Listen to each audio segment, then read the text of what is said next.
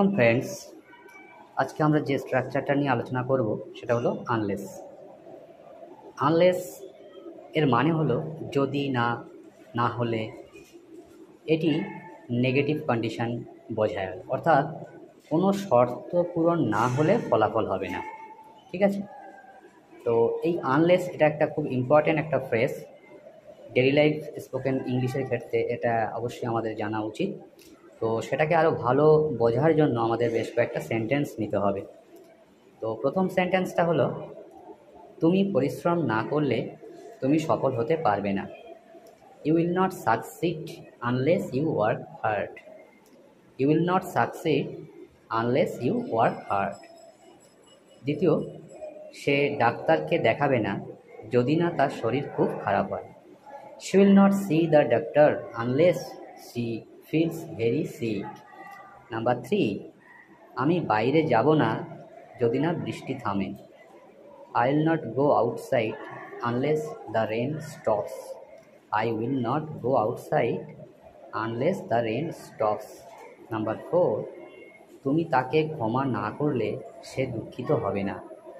He will not be sorry unless you forgive him. He will not be sorry unless you forgive him. আমরা পিকনিকে যাব না যদি না কাল রোদ ওঠে। We will not go for the picnic unless it is sunny tomorrow. Number 6, তুমি পড়াশোনা না করলে তুমি পরীক্ষায় পাস করবে না।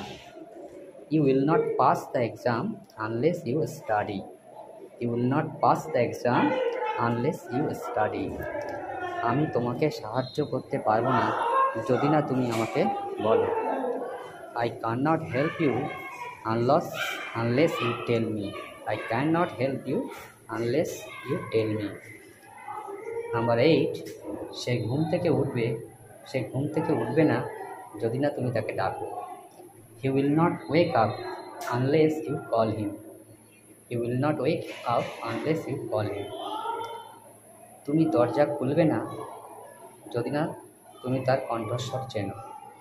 Do not open the door unless you recognize his voice. Do not open the door unless you recognize his voice. Number 10 and last, তুমি তোমার স্বপ্ন পূরণ করতে পারবে না যদি না তুমি চেষ্টা করো। You cannot achieve your dreams unless you try. You cannot achieve your dreams unless you try.